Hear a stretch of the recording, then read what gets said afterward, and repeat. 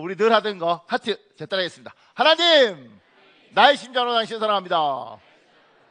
자, 옆에 보고요. 아이 컨택하고요. 예수 그리스도의 심장으로 당신 축복합니다. 반대편 보고요. 예수 그리스도의 심장으로 당신 축복합니다. 고맙습니다. 우리 이 자리에 말씀할까요? 지혜를 얻은 자와 명철을 얻은 자는 복이 있나니 그의 오른손엔 장수가 있고 그의 왼손에는 부귀가 있나니. 잠언 3장 13절 16절 말씀 우리 선포하겠습니다. 이 자리에 있는 모든 성도들아, 나사렛 예수 그리스도 이름으로 명령하노니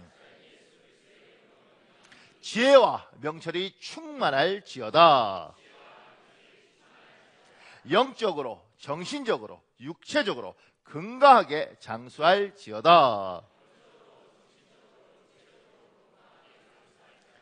가정적으로, 교회적으로, 사회적으로 풍요로움과 부유함이 넘칠지어다.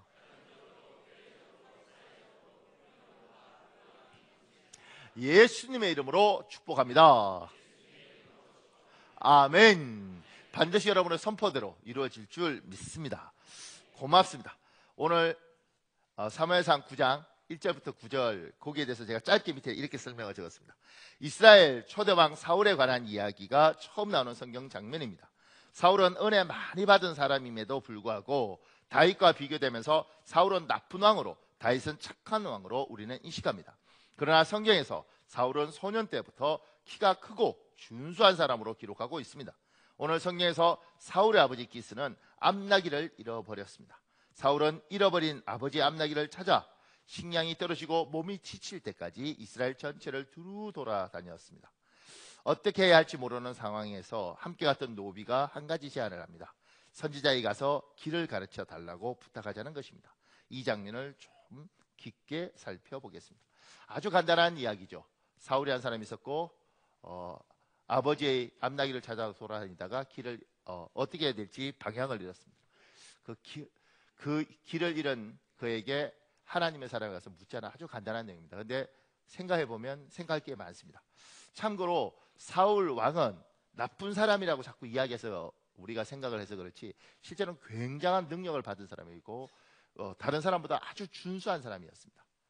그가 복을 받은 과정과 그가 몰락하는 과정을 살펴보면 생각할 게 참 많습니다. 이 사람은 지금 하나님의 무대에 성경에 등장하면서 복을 받은 과정들을 쭉 살펴볼 필요가 있다는 생각을 제가 합니다. 이제 간단하게 두 가지만 살펴보고 다음 주에 상황이 되면 좀 더 봤으면 좋겠습니다. 큰 1번에요. 8절 우리 길을 가르쳐 달라. 작은 1번에요. 인생길이라는 표현처럼 사람의 인생은 길을 걷는 것과 같습니다. 누구나 인생길을 걸어가면서 한 번쯤은 길을 잃습니다. 심지어 막다른 골목에 봉착하기도 합니다. 이것이 인생사입니다. 그 밑에요. 한 번도 길을 잃어버리지 않고 인생을 살아 보겠다는 생각을 광박관념처럼 가진 분이 있습니다. 한 번도 길을 잃어버리지 않겠다는 것은 좋은 생각이지만 잘못된 생각입니다. 사람은 불완전한 존재입니다. 그래서 사람은 모두 한 번쯤은 인생에서 길을 잃습니다. 실수로 막다른 골목에 들어서기도 합니다. 우리가 인생길이라는 말을 씁니다. 지금 사울도 어떻게 해야 될지 길을 잃었습니다. 어떤 선택을 해야 될지 모르는 겁니다. 여러분과 제가 인생길을 살아가면서 사울처럼 길을 잃습니다. 심지어 잘못된 길을 가기도 하고요. 막다른 골목에 도달하기도 합니다. 그런데 잊지 말아야 될 게 한 번도 실수하지 않고 한 번도 나는 잘못된 길을 걸지 않겠다. 이런 생각을 가진 것 자체가 교만입니다. 우리는 불안한 존재고 불완전한 존재이기 때문에 우리는 잘못된 선택을 할 수 있습니다. 때로는 열심히 갔다가 길을 잃어버릴 수도 있습니다.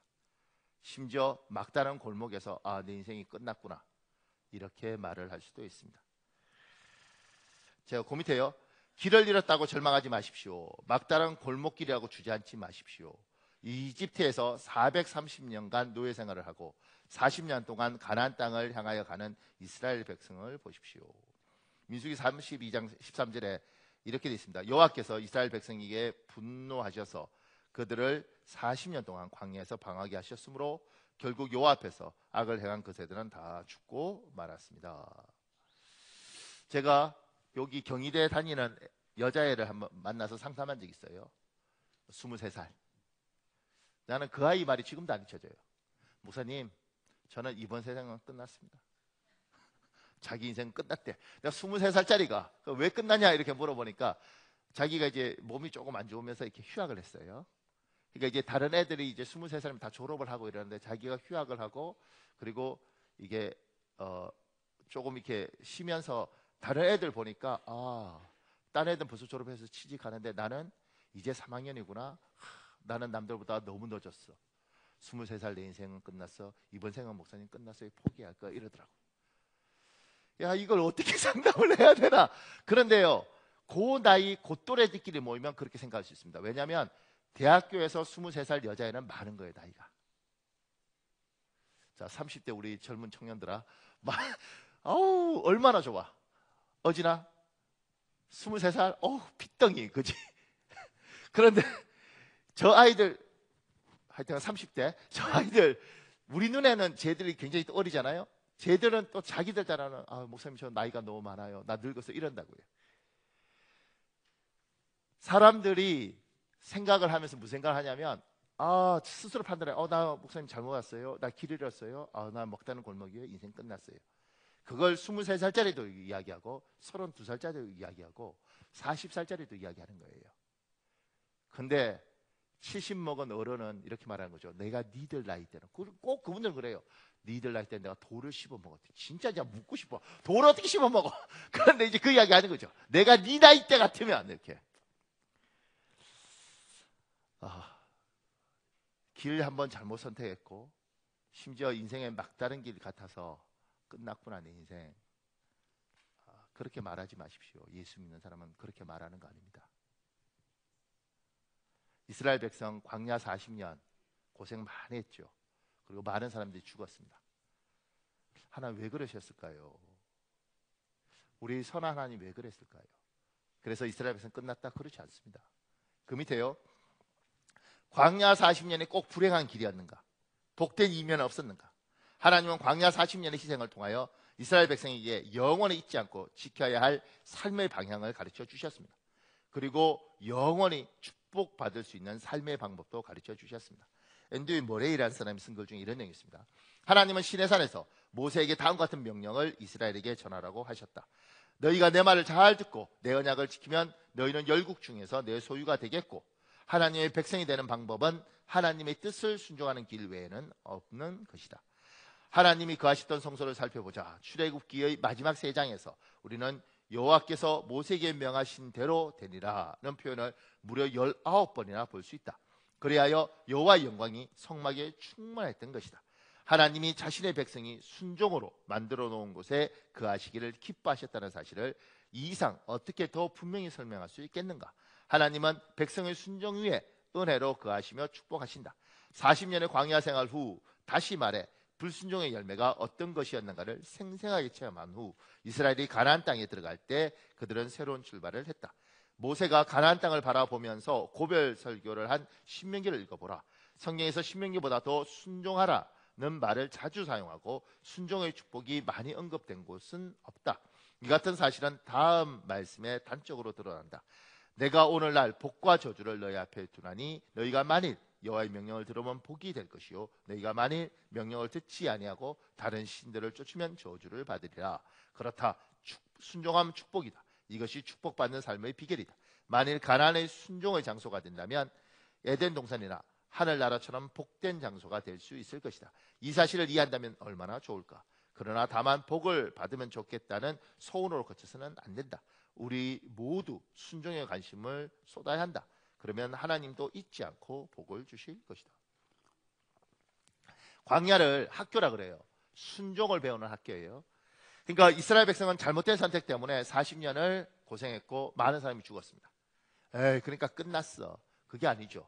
하나님이 그 고통과 그 광야를 허락한 이유는 뭐냐면 이스라엘 백성에게 평생 영원히 복받는 방법을 가르쳐 주는 거예요. 너희 순종을 배워라 얘들아. 너희 민족은 이 40년으로 끝나는 게 아니라 수천 년이 지속될 민족이고 영원한 나라에서 지속될 민족이니 이 40년을 통해서 배워라. 순종하면 복이 있다는 것이고 불순종하면 이 광야를 돈다는 것을 하나님이 그걸 위해서 허락을 하셨어요. 때로는 여러분과 제가 막다른 골목을 다닐 수 있고 굉장히 큰 실수 때문에 아파할 수도 있습니다. 끝! 그러니까 내 인생은 끝. 이번 생은 끝. 하나님 다음 생을 주시면 몰라도 이번엔 그냥 이렇게 자포자기하고 살겠습니다. 그건 사단입니다. 사단이 주는 생각입니다. 하나님의 사람은 실수했죠. 마음 아프죠. 근데 하나님이 허락하신 이유가 있습니다. 그걸 통해서 배워야죠. 훈련 받아야죠. 그리고 그걸 딛고 일어나야죠. 하나님 그걸 통해서 주실 게 있습니다. 제가 그 밑에요. 하나님은 광야 40년의 기간 이스라엘 외면하신 것이 아닙니다. 함께 하셨고 수없이 많은 은혜를 끊임없이 이스라엘에게 베풀어 주셨습니다. 느헤미야서 9장 19절에서 20절 여러분 읽어보겠습니다. 시작.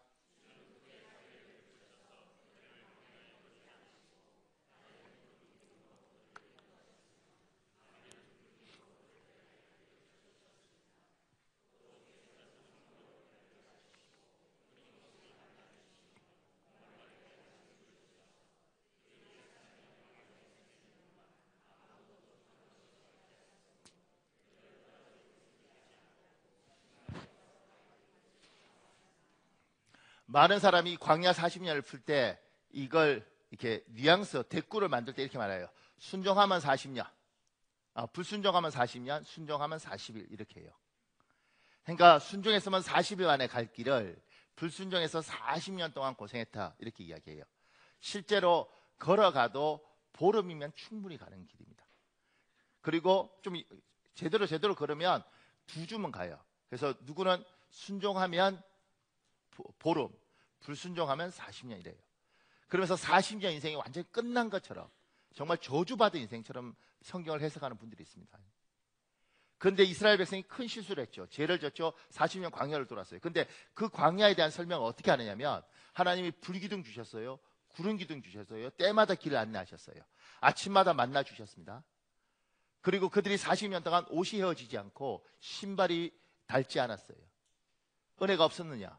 은혜가 엄청나게 있었죠. 매일 기적을 경험했죠. 제가 어떤 성도들하고 상담할 때 그분들이 하나님 말을 안 듣고 굉장히 힘든 가운데 있을 때 제가 이렇게 상담을 해요. 집사님, 많이 힘드시죠? 근데 죽을 것 같으면 하나님 살려주시고 죽을 것 같으면 살려주시죠. 그거 경험하셨죠?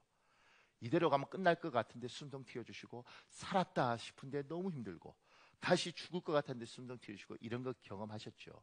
그러면요 굉장히 힘든 많은 사람들이 저한테 목사님 맞아요 어떻게 하셨어요? 이래요. 제가 이렇게 말하죠. 집사님 집사님이 순종하지 않고 불순종하고 하나님 뜻과 반대되는 잘못된 길을 걸었기 때문에 고난을 허락하십니다. 근데 하나님은 자기 백성은 절대 죽이지 않습니다. 자기 백성은 반드시 살리시는데 깨닫고 회개하고 돌이키고 뼈에 새기도록 그 고난을 허락하셨습니다. 그러니 지금 아무리 힘들어도 하나님 살 길을 줄 겁니다. 잘 이기시고 하나님 뜻에 순종해서 3년이면 3년을 열심히 따라오십시오. 반드시 하나님 길 여십니다. 이렇게 이야기해요. 그런데 놀라운 게 뭐냐면 제가 전혀 모르는 사람도 이야기할 때 죽을 것 같으면 살려주시오. 죽을 것 같으면 살려주시오. 그러면 눈이 동그랗게 들어요. 어떻게 하셨어요? 내가 보니까 죽을 것 같아. 근데 안 죽었어. 그러니까 살려주신 거죠. 하나님이 자기 백성은 포기하지 않습니다. 그러니까 여러분들 하나님은 절대 자기 백성은 포기하지 않습니다. 그런데 사람 만들어요.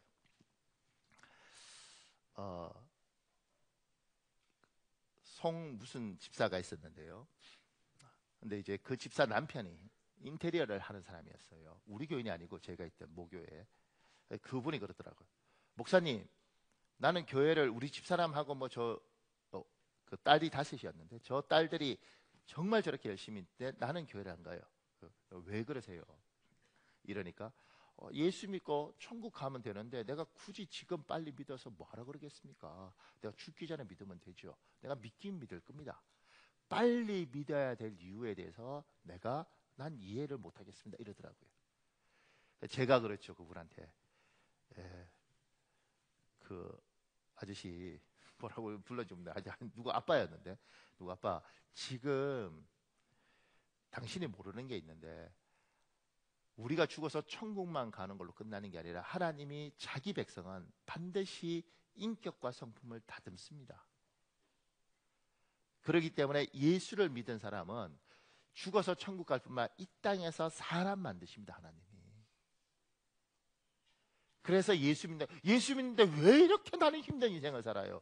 그러면 반드시 여러분의 인격을 돌아보시고 여러분의 말투를 돌아보시고 여러분의 성품을 돌아보십시오. 그러면 충분히 내가 고생할 만하다 이 생각이 드는 거예요. 저는 어떤 목사님 보면 너무너무 귀하셔요. 근데 저렇게 귀한 목사님 왜 저렇게 고생하시나? 근데 어느 날 그 목사님이 승질낼 때 보면 고생하게 생겼더라고. 어떤 집사님 보면 목사님 저 집사님은 너무너무 착한데 왜 저렇게 예수를 믿고 저렇게 기도를 하는데 고생을 하세요? 나중에요 어떤 상황이 되면 그 사람이 확 성격 드러날 때 봅니다. 고생해야겠다. 왜냐하면 하나님이 다듬으십니다.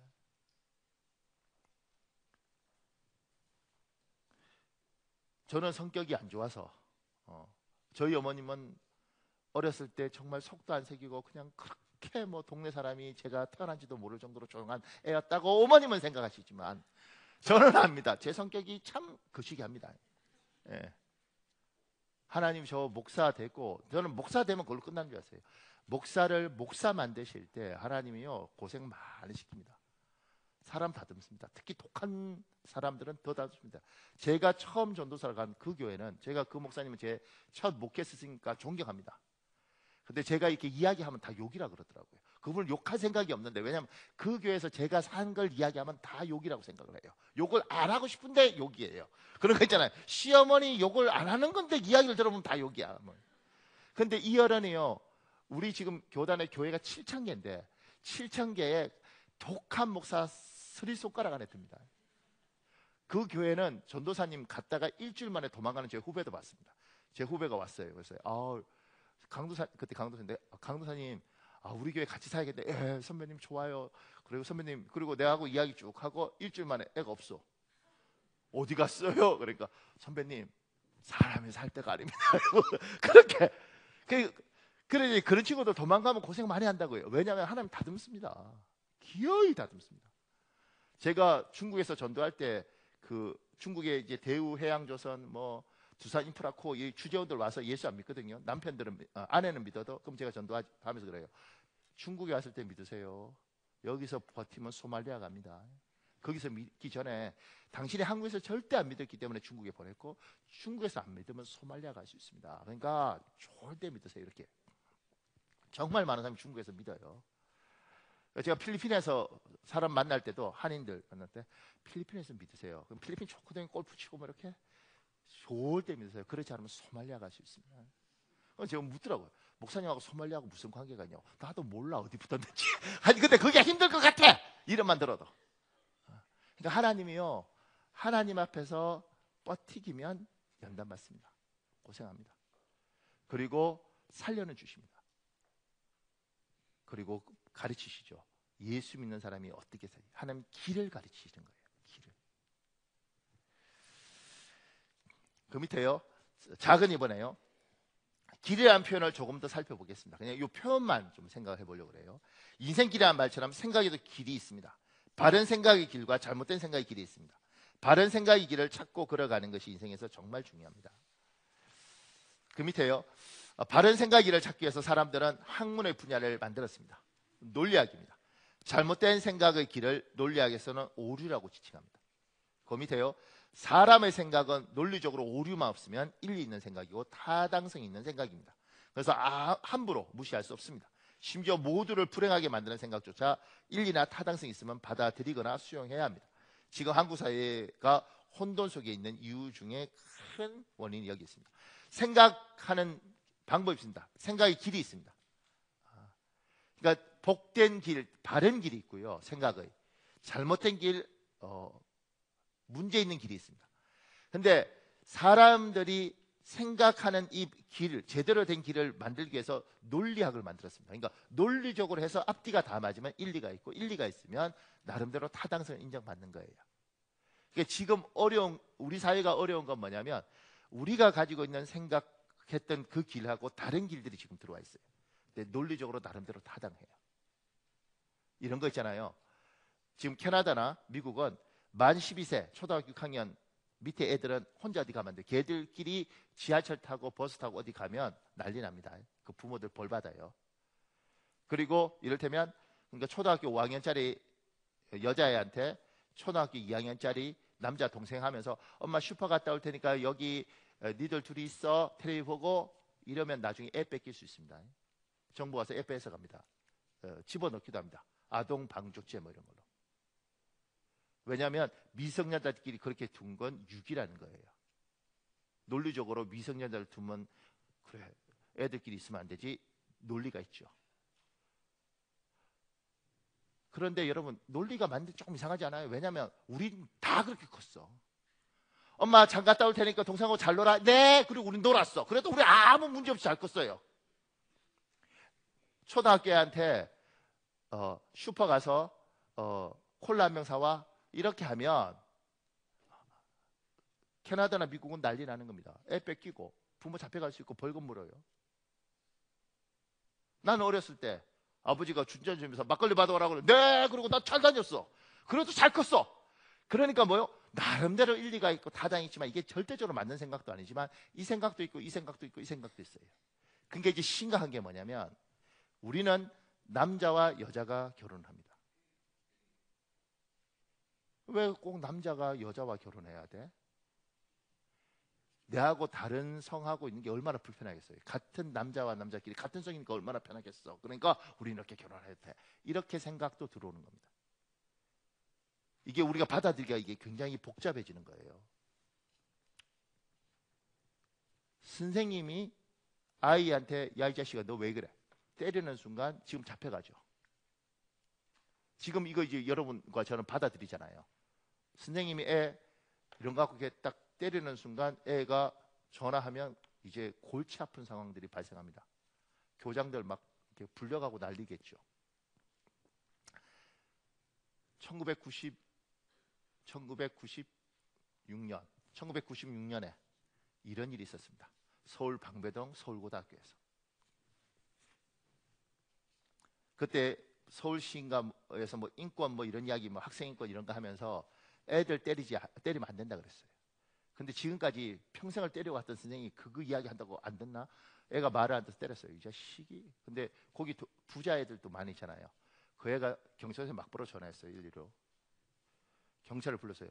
선생님이 학생을 때리는 폭력을 행했다.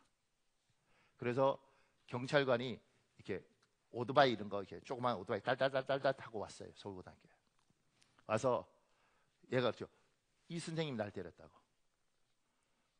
그때 그 경찰관이 그거 보내가 내한테 한 이야기예요.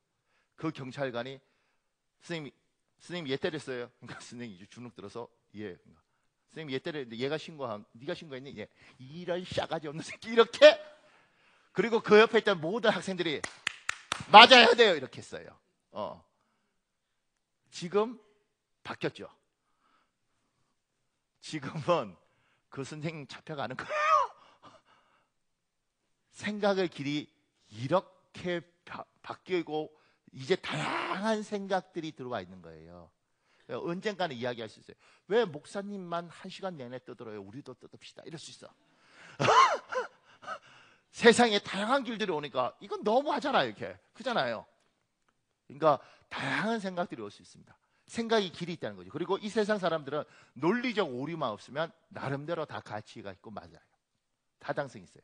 그래서 복잡합니다. 그 밑에요. 하나님은 우리에게 성경을 주셨습니다. 하나님이 생각하는 바른 생각의 길을 사람에게 알려주셨습니다. 하나님을 주인으로 섬기는 우리는 성경 말씀대로 생각합니다. 성경 말씀대로 실천하려고 노력합니다. 그러니까 여러분과 저는 세상은 그들의 논리학에 의해서 오류가 없는 생각들을 쫓아가는 것이고 우리는 그 사람들이 살아가는 세상에 우리가 같이 살지만 우리는 성경이 이야기하는 대로 살려고 노력합니다. 이게 무슨 말인지 깨달으려고 그리고 그 말씀대로 살아가려고 노력합니다. 그래서 우리 교회에서 가장을 좀 세웠으면 좋겠다 이런 것들도 성경은 그렇게 이야기하기 때문에 가장을 세우자 이렇게 이야기하는 거예요. 결혼하는 것이 힘든 인생이지만 결혼하는 것이 하나님의 뜻이니까, 하나님의 사람이 독처하는 것이 보기에 좋지 않아서 배필을 주었기 때문에 지금 결혼하기 굉장히 어려운 세상이지만 그래도 우리는 결혼을 해야 되지 않겠냐. 이게 논리적인 사고를 가진 사람의 생각과 우리는 성경적인 사고를 가지고 사는 거예요. 그러니까 결혼 안 하는 건 이 세상은 그렇게 풍조로 갈 것이고, 우리 기독교에는 그래도 하나님이 혼자 있는 것보다는 같이 있는 게 좋지 않겠냐. 그래서 같이 있는 거죠. 근데 제가 자신코 말하는데요, 혼자 사는 게 훨씬 편해요. 밥 먹고 싶으면 먹고 안 먹고 싶으면 안 먹고, 몸이야 병이 들든 말든. 같이 사는 거 진짜 힘듭니다. 근데 하나님이 그렇게 살라고 한 이유가 있어요. 어저께 저희 부부가 결혼 23주년이었어요. 오늘 아침에 제가 새벽에 나오면서 여보 우리 23년 하고 하루 더 살았네 이러고 내가 나왔어요. 근데 어저께는 결혼 23주년인데 정업에 장례식이 있으니까 제가 정업까지 우리 데이트를 하고 돼지머리 눌린 고기로 우리가 이렇게 했다가 얼굴이 안 좋아. 그래서 점심 때 이제 같이 무슨 스파게티 같은 거 이렇게 하나 먹으러 갔어요. 가서 이게요 참 남녀가 불평등해. 스파게티 먹으러 가서 표정이 좀 안 좋더라고요. 하여튼간 여러 가지로 요새 피곤도 하고 그러시니까 이 부인님께서. 그래서 20만 원을 담아서 그리고 이렇게 뭐 해서 이렇게 딱 드렸어요. 밥 사주고 이거 드리고. 그러면서 내가 그냥 가만히 줬으면 좋을 텐데, 근데 왜 같이 결혼했는데 나만 선물을 줘야 돼? 이래서 논리적으로 이게 오류야. 논리적으로 같이 결혼했는데 왜 나는 선물을 주고 그러더라고요. 다 그렇게 사는 거예요. 이러고 이렇게 굉장히 비논리적이잖아요. 합당하지 않아. 그런데 같이 사는 게 힘들지만 하나님이, 그러니까 세상 사람들은 자기 생각대로 사는 거고요. 자기들이 오류가 없으면 그냥 그렇게 살고 우리는 성경대로 삽니다. 그런데 분명한 건 어느 날 저 세상 방법으로 살던 사람들이 우리의 삶을 보면서 저게 예뻐 보여, 저렇게 사는 게 귀해 보여, 이렇게 반응하도록 되어 있습니다. 왜냐하면 하나님이 그렇게 자기 방법으로 살면 복을 주시고 위로하시고 긍휼을 베푸시기 때문에 그렇습니다. 그러니까 사랑하는 여러분, 우리는 하나님의 길을 따라 사는 인생, 그 길을 지금 이렇게 배우고 그 길을 찾고 그 길을 걸어가는 인생입니다. 힘들어도 그렇게 하나님의 길을 따라가다 보면 반드시 주의 긍휼이, 주의 은혜가 여러분과 함께 하실 줄 믿습니다. 고맙습니다. 그러면서 제가 두 가지만 이야기하려고 그러는 것 중에 있어요. 그 밑에요, 누구에게도 욕을 먹지 않겠다고 생각하는 사람들이 있습니다. 좋은 생각이지만 잘못된 생각입니다. 자신을 불행하게 만듭니다. 로마서 12장 18절에 있습니다. 여러분 읽어볼래요? 시작.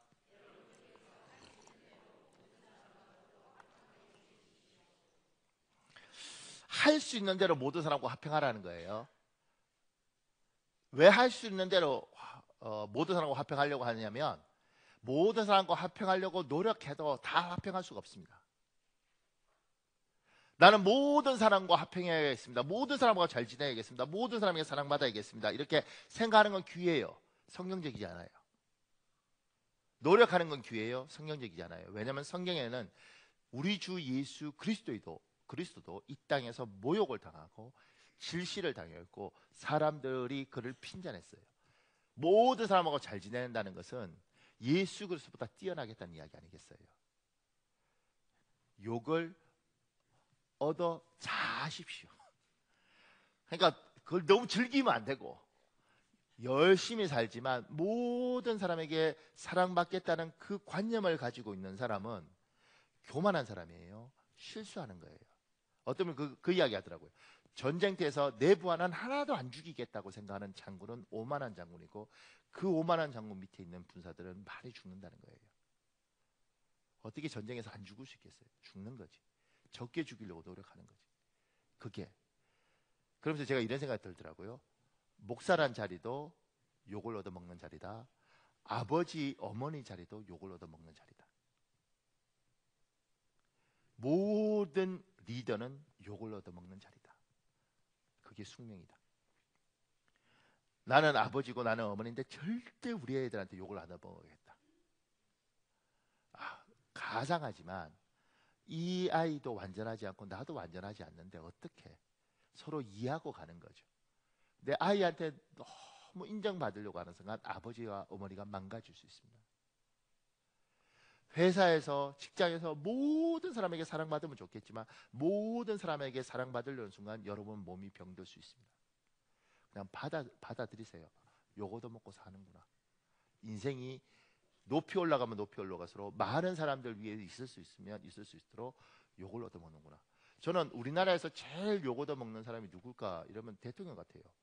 왜냐하면 찬반이 이렇게 나눠져 있으면 50% 좋아하고 50% 싫어해도 2,500만한테 욕 얻어먹는 거잖아. 그렇잖아요. 그러니까 높이 올라가면 높이 올라갈수록 많은 사람 앞에 존경이나 사랑을 받으면 받을수록 욕을 얻어먹는 거구나. 모든 리더는 욕을 얻어먹는 거구나. 근데 욕 얻어먹을 짓을 하지 않으려고 노력할 뿐이지 모든 사람에게 사랑받으려고 발부둥을 치고 인정받으려고 그러지 마라. 그 인정 욕구가 당신을 망칠 것이다. 잘못했으면 누가 욕하면 미안합니다. 그리고 받아들여라. 저는 이거 배우는데 많이 시간 걸렸습니다. 왜냐하면 목사잖아요. 목사는 무조건 깨끗하고 발라야 된다고 생각을 하는 거, 그런 경향이 목회자들한테 있거든요. 그래서 결벽증 비슷하게 그게 사고칩니다. 제 후배 목사 아버지가 목사님이에요. 이분이 운전하고 가다가 경찰관이 교통순경이 잡았어요. 신호 위반하셨습니다. 이 목사님이 위반 안 했습니다. 위반하셨습니다. 이분이 안 했습니다. 위반하셨습니다. 근데 이 목사님이 열받으신 거예요. 내가 목사예요, 목사. 내가 거짓말할 것 같아. 이렇게. 이 결백증인 거죠. 목사니까 나는 경찰이 이렇게 했죠. 내가 경찰이야, 경찰이야. 내가 교통순경이야. 내가 거짓말할 것 같아. 이렇게. 그때 그 아들 목사가 그러더라고요. 정말 나가고 싶었대요. 왜냐하면 나름대로 다 자기 있다라는 생각이 있는 거죠. 이렇게.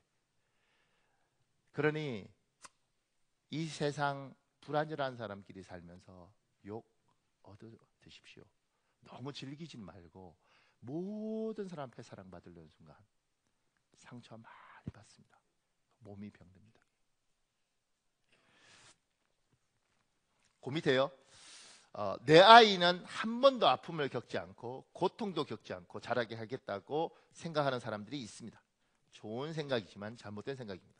우리 아픔과 고통을 통하여 하나님 우리의 아픔과 고통을 통하여 우리를 성숙시키고 성장시키십니다.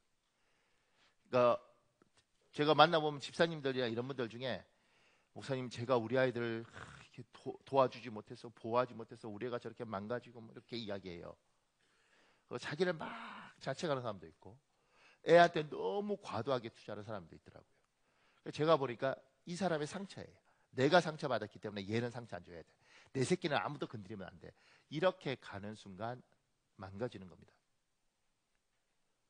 성경에는 이 땅은 추위도 더위도 있습니다. 우리 아이들은 이 땅 살면서 반드시 상처를 받아요. 이 땅 살면서 배고픔도 겪고 아픔도 겪어요. 그걸 보호해 주는 게 아니고 안 겪도록 하는 게 아니고 겪고 잘 이길 수 있도록 기도해 주고 옆에서 힘이 되어 주는 거죠. 아들 많이 힘들지? 아빠도 그렇게 아팠어. 근데 잘 이기면 그게 복이 되더라. 힘을 내어라. 그렇게 이야기하는 거죠. 하나도 안 해요. 이것 자체는 성경적이지 않아요.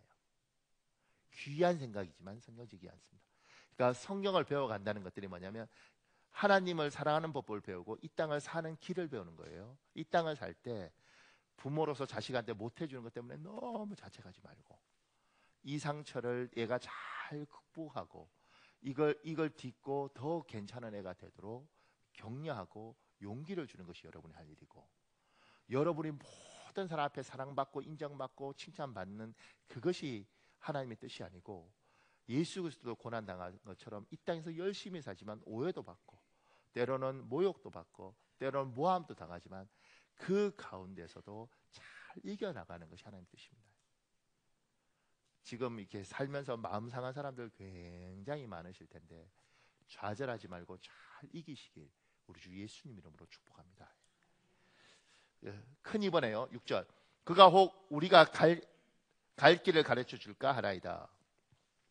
작은 일본에 길을 잃었을 때 바른 길을 찾는 방법이 있습니다. 그 밑에요. 바른 길을 찾으려면 자신이 길을 잃었다는 현실을 인정해야 합니다. 특히 한 번도 가보지 않은 길은 우리가 모르는 길입니다. 모르는 길은 모르는 길입니다. 길을 모르는 것은 나의 연약함일 뿐 고의적인 범죄는 아닙니다. 그 밑에요. 아버지로서 어머니로서 길을 잃은 사람이 있습니다. 내 속으로 낳은 내 자식이지만 어떻게 키워야 될지 모릅니다. 처음 부모가 되었으니 어떻게 아이를 키워야 될지 모르는 것은 당연한 것입니다. 그 밑에요. 인생의 길을 잃은 사람이 있습니다. 나이가 40살이 넘고 50살이 넘었는데 어떻게 살아야할지 모르겠습니다. 사람이 두렵고 삶에 자신이 없습니다. 왜냐하면 한 번도 살아보지 않은 40살, 50살을 살아야 하기 때문입니다. 길을 잃은 사람이 길을 찾는 가장 우선적인 건 내가 길을 잃었다는 걸 인정하는 겁니다. 그리고 내가 모르는 건 모르는 겁니다. 여러분과 저는 지금 39살짜리는 내년이 되면 한 번도 살아보지 않은 40살을 삽니다. 지금 49살은 내년이 되면 한 번도 살아보지 않은 50살을 사는 겁니다. 그게 한 살인 것 같지만 참 희한하더라고요. 40살이 조금 넘으면서 노안이 오면 처음으로 눈이 침침하다는 걸 알고 가까이 있는 걸 보기 위해서 안경 낀 우리가 이렇게 들어 올려야 된다는 걸 압니다. 이렇게 들어 올렸을 때 잘 보일 때요. 정말 저는 그 좌절이 끔찍했습니다. 왜냐하면 그런 세상이 있다는 걸 몰랐습니다. 아무런 일은 아닌 것 같지만 나이가 들어가면서 우리 몸에 변화가 일어나고 제가 우리 그 큰아들 지금 군대 제대하면서 처음 이 생각을 해봤어요. 군대 가기 전에 내 아들은 내가 겪어봤는데 제대한 이후에 아들은 어떻게 키워야 될지 잘 모르겠더라고요. 왜냐하면 저는 군대 제대하고 나면 굉장히 어른 돼서 올 줄 알았어요. 근데 꼭 그냥 고등학교 애들 캠프 갔다 온 것 같아. 길게. 그 군대 갔다 오기 전에 군대 갔다 온 후는 좀 달라서 저는 이제 요구하려고 그랬거든요. 자, 이제 군대도 갔다 왔으니까 애가 아니고 어른이니까 얘가 생활비를 내놔라. 이런 거 하고 싶었어. 근데 이거 말을 했을 때 집안의 분쟁이 심할 것 같아요. 그러니까 한 번도 키워보지 않은 똑같은 아이 같지만 그러지 않더라는 거예요. 결혼도 제가 결혼 만 23년 돼서 이제 23년 넘었으면서 우리가 한 번도 안 가본 길을 가요. 근데 이제 우리 부부가 요새 약간 이렇게 새로운 국면을 걷더라고요. 왜냐하면 우리 부부가 잘 살았는데 요새 조금 이상해요. 그래서 조금 이상해요. 왜 이상한가 제 아내가 설명하더라고요. 왜 우리 부부가 약간 좀 이상하냐 하면 지금까지 저한테 어떤 요구도 하지 않았다는 거예요. 24년 살면서 하나도 요구 안 했거든요. 그냥 제 살고 싶은 대로 그냥 공부하고 싶으면 냅두고 그냥 이렇게 했는데 이분이 50이 가까워지면서 자꾸 뭔가 요구를 해요. 남자가 이럴 때는 차를 빼오는 거예요. 뭐 이때는 남자가 나르는 거예요. 뭐 이런 걸 자꾸 어디서 영향을 받나 자꾸 그래. 굉장히 부담스러워요. 그래서 제가 이제 보통 운전은 제하고 둘이 있을 때 아내가 다 하거든요. 나보다 운전을 잘해요. 그래서 그런 거지. 나보다 운전을 훨씬 잘해요. 방향 감각도 있고. 그런데 그래서 제가 이제 자꾸 이러니까 내가 운전해야겠다 이러고 이제 그럼 내가 운전할게 그리고 키를 들고 나갔는데 내가 조수석에 가 있더라고. 그리고 우리 사모님은 운전 키 없이 운전석에 가 있더라고. 그래서 좋죠 이렇게. 그러면서 이게 30살 때 넘어가고 40살 때 넘어가는 게 50살이 되면 서러울 수도 있고 60이 되면 이건 아니지 이런 생각이 들 수도 있겠다. 늘 그랬기 때문에 그런 건 아닌 거예요. 전에는 안 섭섭했어요. 젊었으니까. 이제는 섭섭할 수 있어요. 전에는 그게 아무 일도 아닐 수 있어요. 근데 이제는 그게 아무 일일 수 있어요. 우리는 모르는 길을 가는 겁니다. 그러면 뭐요? 모른다고 인정하면 되는 겁니다. 나는 몰라요. 안 살아봤으니까. 그러니까 사는 법을 고민하겠습니다. 그러면 길을 찾을 수 있어요. 지금까지 이렇게 왔는데 지금까지 그 사람이 아닙니다. 그 사람이 아니에요. 이게요, 젊은 사람들은 절대 이해할 수 없습니다. 물론 저도 아직 늙은 것도 아니지만 이게 아니라는 걸 알게 됩니다. 이건 말로 표현하기 어렵네. 나이가 드시면 안 돼. 이게 그 같은 게 아니고 같은 사람이 아닙니다. 전에는 아무것도 아닌데 어느 날부터 갑자기 섭섭해 그러는데 그때는 그 사람이 섭섭한 게 맞아요. 조금 더요. 그 밑에요. 바른 길을 찾으려면 바른 길을 아는 이에게 문의해야 합니다. 질문하는 것은 용기입니다. 그리스도인은 속으로 고민하고 숨기면 안 됩니다. 마음속에 숨겨두면 걱정거리지만 마음 밖으로 꺼내놓으면 많은 사람의 해결거리가 됩니다. 그 밑에요. 사단의 전략은 하나님의 사람을 걱정거리 고민거리로 울타리를 치고 모든 것으로부터 고립시킵니다. 근심과 걱정 때문에 사랑관계를 망치고 외톨이가 되도록 합니다. 인생을 막다른 골목으로 내모는 것입니다. 자기가 길을 모르잖아요. 그러면 물을 수 있는 용기가 필요해요. 지금 사울은 참 좋았던 게 뭐냐면 종이 선지자한테 가자 그러잖아요. 갑니다. 도와달라 그래요. 너무 마음이 고운 사람들, 남한테 미안한 소리 하는 게 너무 힘든 사람들, 고민과 걱정이 있습니다. 그리고 그 고민과 걱정을 혼자 끙끙거리다가 어느 날 벽을 칩니다. 그리고 사람으로부터 고립이 됩니다. 그리고 서서히 죽어갑니다. 이게 악한 사단이 하는 방법이더라고요. 혼자 고립시켜서 죽이는 거. 그래서 하나님은 신앙생활을 혼자 하게 하는 게 아니라 교회에 모이게 하셨습니다. 그리고 우리 교회 같은 경우는 이제 목장 예배가 있잖아요. 그럼 목장 예배 같은데 오픈을 안 하는 사람들이 있습니다.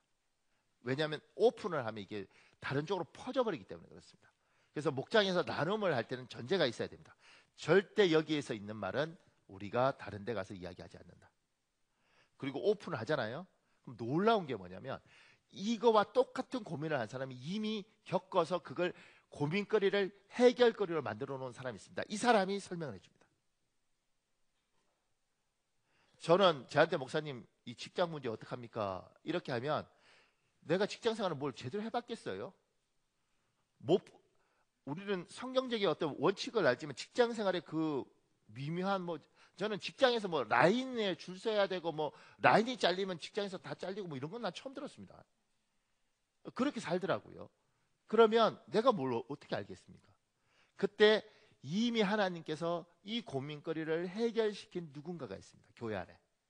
목장에서 이걸 꺼내놓으면 여기서 집사님 그랬어요? 제가요 7년 전에 그런 일을 겪었는데 저는 이렇게 풀었어요. 이렇게 하면서 여기서 하나님이 주시는 힘이 나오는 겁니다. 이걸 사단이 못하게 만드는 거예요. 그래서 모이지 못하도록 만들고 나누지 못하도록 만들고 나누면 소문이 퍼져서 이 자체를 망가뜨려 버리는 거예요.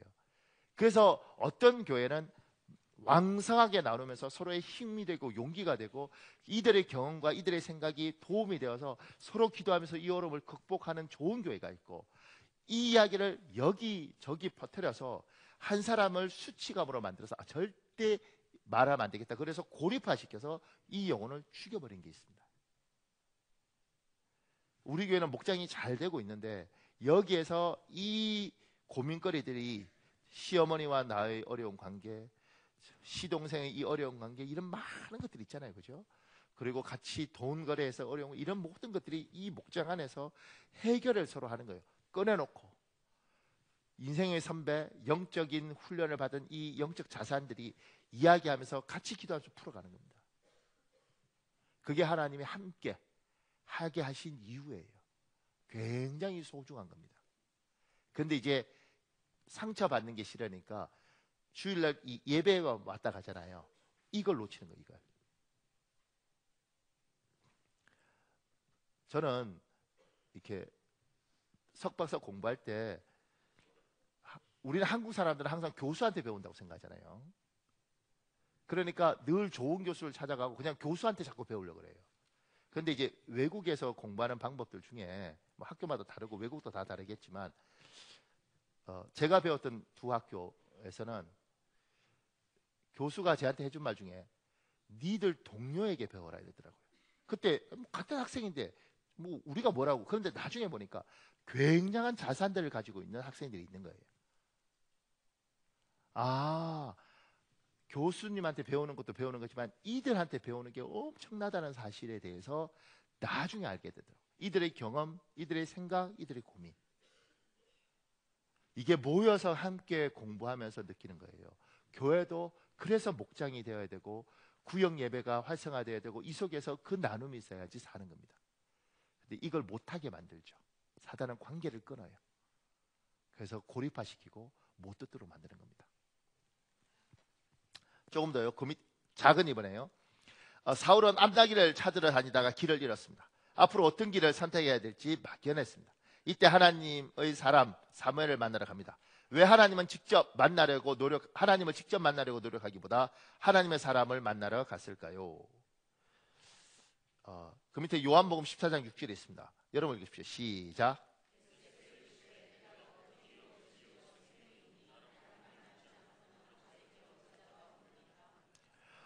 예수께서 기대하고 있으면 예수 그리스도를 직접 만나면 되는데 왜 하나님 앞에 매달리지 않고 사무엘을 만나느냐는 거예요. 신명기 4장 29절도 있습니다. 여러분 읽어보십시오. 시작.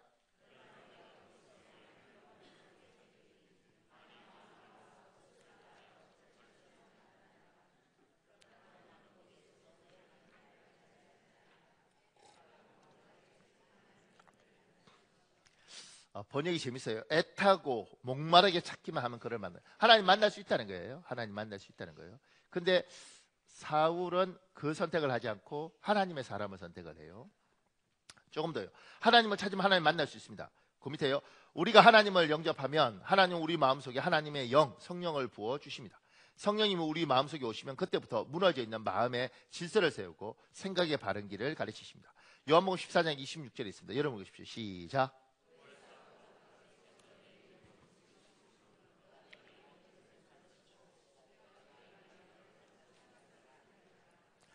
고든 맥도날드라는 사람이 쓴 글이 있어요. 그 글 중에 이런 내용이 있습니다. 함몰 웅덩이 증상. 플로리다의 한 아파트 주민들이 어느 날 아침 눈을 떴는데 떴을 때 창밖에 벌어지는 무시무시한 광경을 목격하게 되었다. 그들이 살고 있는 아파트 바로 앞 도로의 지반이 내려앉아 플로리다 사람들이 함몰 웅덩이라고 부르는 현상이 일어나고 있는 것이다. 계속 꺼져 들어가는 웅덩이 속으로 자동차와 도로 그리고 잔디밭이 함몰되어 갔다. 그 다음은 아파트가 무너질 차례였다. 이러한 함몰 웅덩이는 가뭄으로 지하수가 고갈되어 지표를 지탱할 힘을 잃었을 때 생기는 현상이라고 과학자들은 말한다. 딛고 있는 땅조차 안전한지 의심스러울 만큼 갑자기 모든 것이 땅속으로 꺼져 들어간다. 수많은 사람들이 플로리다의 함몰 웅덩이와 같은 삶을 살고 있다. 아마 우리들 중 많은 사람이 적어도 한 번 이상은 함몰 웅덩이와 같이 무너져 내리려는 자신을 발견했을 것이다. 피곤으로 무감각해진 느낌, 실패감, 지금까지 추구해왔던 목표에 대한 스트레스, 환멸감 등을 느낄 때 내부에서 무엇인가가 무너져 내리는 것 같다고 생각했을 것이다. 이렇게 되면 삶 전체가 온통 끝없는 심령으로 빠져들어갈 것 같은 붕괴 직전의 위기를 느끼게 된다. 어떤 때는 그러한 붕괴를 피할 수 있는 길이 전혀 없는 것처럼 보인다. 도대체 무엇이 잘못되었을까? 이 문제에 대하여 숙고한다면 이전에 알아채지 못했던 내적 영역, 즉 내면 세계가 있다는 사실을 알게 될 것이다. 이러한 내면 세계를 무시해버린다면 그것은 위에서 내리누리는 외부 압력을 오래 지탱하지 못할 것이 틀림없다. 어떤 사람들은 이렇게 위기에 직면한 내면 세계를 발견하게 되면 놀라고 혼란에 빠지게 된다. 그들은 지금까지 표면적이고 눈에 보이는 것들에 그들의 시간과 정력을 대부분 써버렸다는 것을 갑자기 깨닫게 된다. 그들은 학위나 경력, 대인관계, 건강 혹은 미모 등과 같은 훌륭한 자산들을 많이 쌓아왔다. 그러한 것이 모두 잘못되었다는 것은 아니다. 문제는 내면 세계가 극도로 혼란되거나 약해져 있다는 사실을 뒤늦게 발견한다는 데에 있다. 그렇게 되면 이미 함몰 웅덩이 증상이 일어날 수 있다는 가능성이 우리 안에 있는 것이다. 저는 이걸 한 20년 전에, 한 5년? 이렇게 그 전에 읽었습니다. 20여 년 전에. 근데 그때 이게 함몰 웅덩이, 그러니까 이게 무슨 말인지 잘 어렵잖아요. 그냥 싱크홀이에요, 싱크홀. 근데 이 싱크홀이 한국에는 없었습니다. 그 당시에는 제가 이걸 읽을 때 이게 무슨 말인지 모르겠더라고요. 워낙 유명한 책이었기 때문에 읽었는데 뭐지 싱크홀이? 근데 지금 우리나라에 싱크홀이 있잖아요. 그 싱크홀이라는 게 결국은 땅이 갑자기 푹 꺼지는 겁니다. 지하수가 있어야 돼. 지하수가 다 고갈되니까 훅 꺼지는 거예요. 사람들도 우리가 그냥 있는데 이 내면인데 이 내면이 지하수처럼 고갈되면 이렇게 훅 꺼지는 거예요. 그래서 어느 날 잘 다니던 40대 직장인 남자가 집을 나가버리는 거예요. 여기가 무너지면 어느 날 더 이상 견딜 수 없으면 다른 선택을 하는 거예요. 극단적인. 여기가 무너지는 거죠. 성령 하나님을 찾고 하나님을 찾으면 하나님을 만나면 하나님이 오셔서 성령께서 우리에게 가르치시는 게 뭐냐면 여기를 세워갑니다. 사람은 태어날 때 여기에 질서가 없습니다. 무질서예요. 인간은 논리 뭐 이런 것들, 아까 오류 없다는 그걸 가지고 있는 거지 하나님의 것들이 없습니다. 하나님의 성령이 오셔서 여기를 세워갑니다. 하나님의 생각들, 하나님의 기둥들을 세워가요. 이게 내면을 바치는 겁니다. 지금 사무엘이라는 사람은 진작에 하나님을 만났어요. 하나님을 만난 그 사무엘을 하나님은 긴 시간 동안 작업을 해서 이 내면을 쓴 사람으로 만들었습니다. 우리 교회에서도 권사와 장로와 이런 안수집사 이 직분을 뭘 의미하느냐면 계급이 아니라 일찍 하나님을 만난 사람들이 기도하면서 이 내면에 하나님이 그들에게 인생의 고통 또는 환경의 어려움, 가정의 곤란 이런 걸 겪으면서 이 내면 속에 성령께서 어떻게 살아야 될지 하나님의 질서를 가르쳐 준 거예요. 완벽하진 않지만 나름대로 튼튼한 이런 걸 가진 사람들이 있는 거예요. 교회 안에. 이스라엘은 사무엘이 이게 잘 써 있는 거예요. 이 잘 써 있는 사무엘을 가서 사울이 만나는 거예요. 하나님 만나서 다시 자기를 세우는 것보다, 왜냐면 이건 긴 세월, 너무 긴 시간 투자를 해야 되는 거란 말이에요. 근데 그것보다 이미 이거 잘 써 있는 이 사람을 만나서 쉽게 도움을 받는 거죠. 왜 하나님을 직접 만나지 않고, 직접 만나면 좋지, 그런데 왜 만나지 않고 사람을 만났는가? 왜 사무엘을 찾았는가? 길을 잃었을 때 하나님 앞에 훈련을 받아서 여기에 길이 서고 하나님의 뜻이, 하나님의 의도가 뭔지 아는 사람들이 있습니다. 그러니까 여러분과 제가 이야기할 때, 이제 제가 이렇게 할 때 여러분이 잘못 생각할 수 있는 건 뭐냐면, 이렇게 말을 하면 하나님의 뜻과 하나님의 의도는 항상 기도를 많이 해서 방언받고 예언받고 뭐 이런 성령으로 막 이런 특별한 사람이 받는다고 생각을 해요. 뭐 그럴 수도 있겠죠. 그런데 하나님이 가는 길은 나름대로 정해져 있습니다. 그 정해진 것을 성경으로 하나님이 우리에게 주셨고, 우리는 그 성경을 왜 동의하고 깨닫냐면 하나님이 그걸 살아가면서 우리한테 가르치세요. 그래서 하나님의 사람과 하나님의 사람이 대화하면 맞아 집사님 그렇구나, 맞아 이렇게 된다고. 그래서 내면이 잘 써 있는 사람을 만나서 이야기하면 그 이야기를 듣는 순간, 그러네요 집사님 맞아요, 그게 정답이에요, 내가 그걸 고민했는데 그걸 정리를 못했어요, 이렇게 이야기를 하는 거예요. 그러니까 멀리 어디 산에 가서 자꾸 기도받지 말고, 굉장한 능력 있다는 사람 뭐 좋죠. 그런데 그런 거 말고 교회 안에서 예쁘게 여기 쓴 사람이 있습니다. 같은 말도 같은 생각도, 야 하나님의 사람은 저렇게 생각해야 되는 거예요. 저는 제가 30대 굉장히 정의로운 목사였어요. 불의를 보면 못 참아왔어요. 나는 내가 바른 줄 알았죠. 근데 하나님이 귀한 어떤 목사님을 만나게 하셨어요. 그 목사님이 저보다 거의 그때 한 15살 뭐 이렇게 많았던 것 같은데, 그분이 저한테 그러더라고요.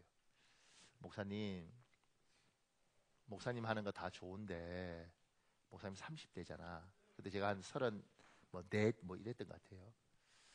목사님 30대는 의분이 있어. 목사라도 그 의분이 말씀보다 앞서가는 경우가 많아.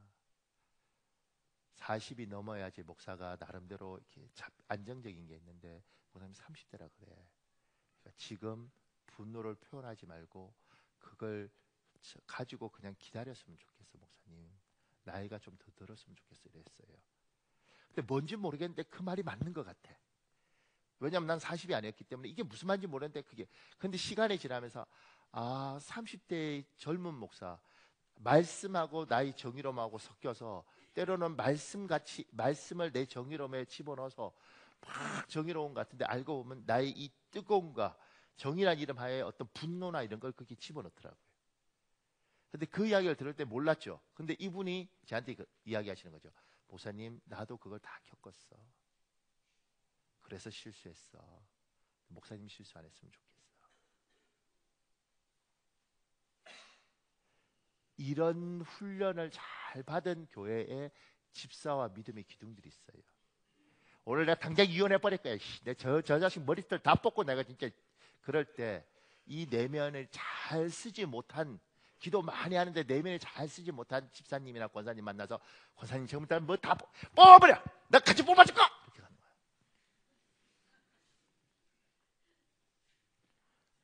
알고 보니까 회사에 이렇게 비리가 있어요. 이 더러운 회사 그냥 검찰에 고발하고 다 없애버릴까요? 이때 내면에 잘 못 쓴 장로님이나 안수집사님 만나면 그래? 어디? 누구야? 같이 전화해줄까? 때려쳐버려 그냥. 이렇게 잘 쓴 사람들, 정말 여기 잘 쓴 사람은 집사님, 남자들이 젊었을 땐 좀 그러는데 요때 시간을 조금 가지면 혹여 제대로 된 남자면 무릎 꿇고 비는데 그때 따끔하게 뼈에 저리도록 이야기를 하고 집사님 그때 용서를 하고 한 번 더 기회를 줬으면 좋겠어요. 권사님 그렇게 참아줘요. 나도 그랬어. 우리 장로님도 전에 그랬어. 나는 얼마나 피 맺힌 삶을 살았겠어. 그런데 그걸 다 덮고 가니까 지금 이렇게 웃더라. 집사님이 나도 힘들었는데 한번 이겨보고 덮어봤으면 좋겠어. 이게요, 누구 만나는 자 인생이 확 변해요. 이런 영적 자산을 가진 사람이 교회 안에 있습니다. 이 사람 하나하나 세우기 위해서 하나님이 정말 많은 시간과 많은 투자를 했습니다. 이들을 만나야 되고 이들과 가까이 있어야 되는 겁니다. 제가 여기 글 쓰면서요 3번에 세상에는 하나님의 사람들이 있습니다. 하나님이 성령을 부어주셔서 성령께서 그 사람 내면에 하나님의 이 길을 깨닫고 알고 깨닫고 또 다른 사람에게 가르치고 전달하도록 훈련시킨 사람이 있습니다. 길을 잃은 사울은 이런 성령의 사람 사무엘을 만나러 갔습니다. 제가 그 밑에요, 인생에서 혹시 길을 잃었다면 성령의 사람을 만나십시오. 길을 잃었다가 찾았지만 혹시 다시 길을 잃을지 모른다고 염려되시면 성령의 사람을 가까이 하십시오. 그러면서 제가 요시아나 마리가 쓴 속담 일류학, 이게 참 재밌더라고요. 여기에서 모든 건 누구를 만나는지 그 사람이 영향을 받는다는 거예요. 그러면서 그 밑에요, 하나님을 사랑한다면 성령의 사람이 되십시오. 하나님께 은혜를 받았다면 은혜를 갚는 가장 좋은 방법은 좋은 교인이 되십시오. 성령 하나님의 인도로 자기 내면을 잘 정리된 교인보다 더 좋은 교인은 없습니다. 김남조 목사가 쓴 글 중에 인생의 방황은 하나님 품 안에서 끝나고 신앙의 방황은 하나님과 함께한 교회의 정착함으로써 종식됩니다. 그 밑에요, 좋은 부모가 되고 싶으면 성령의 사람이 되십시오. 성령 하나님의 인도로 자기 내면을 잘 정리된 부모보다 더 좋은 부모는 없습니다. 그런 부모를 둔 자녀는 정말 복된 자녀. 하나님이 여기를 잘 정리한 영적 자산들이 있습니다. 이 사람들이 교회 안에 있으면 신앙생활을 하는 누군가가 이들과 이야기하면서 이들이 하나님을 통해서 정리된 이걸 나눠줄 때 말할 수 없는 것들을 받습니다. 엄청난 거죠. 여러분들 중에 누군가가 하나님 내가 은혜 많이 받았습니다. 내가 은혜 갚아야죠. 그러면 이런 내면에 잘 쓴 영적 사무엘 같은 영적 거장이 되십시오. 그러면 여러분을 통해서 여러분 주위가 삽니다. 갈라설 부부가 갈라서지 않고 직장 때를 칠 사람들 때를 치지 않고, 그리고 인생적으로 방황하고 하나님을 버릴 사람이 버리지 않는 거예요. 이 사람들이 교회 안에 많이 써 있으면 교회가 든든한 거죠. 그러니까 여러분의 여기가 서 있어야 돼요. 제가 이걸 세우는 방법이 처음에는 뭐 방언하고 뭐 어디 가서 은사 받고 이런 건 줄 알았고, 이걸 세우는 방법이 성경 공부를 하는 건 줄 알았고, 이 큐티를 하는 건 줄 알고 별 생각을 다 했어요. 근데 이 내면은 결국 하나님의 성령을 받은 사람이 성령께서 세우는 거 외에는 방법이 없더라고요. 기도하고 이건 다 그냥 우리가 노력하는 것이고, 성령께서 눈을 열어서 어느 날 쫙 보여주면서 그래, 이게 이거구나, 저게 저거구나, 이게 인생이고 이게 부부가 아니고 이게 부모라는 거구나, 이게 신앙이라는 거구나, 이게 목사고 이게 집사라는 거구나, 이게 이거였구나. 이렇게 긴 세월 하나님의 사람이 교회만 아니고 아버지라는 건 이런 거구나, 엄마라는 건 이런 거구나, 이게 다 서 있는 이 사람, 그 사람 하나가 세상을 떠나면 아프리카 속다처럼 정말 도서관 하나가 날아간 거예요. 이런 사람을 어디서 구하겠어요? 여러분이 이런 사람이 되십시오.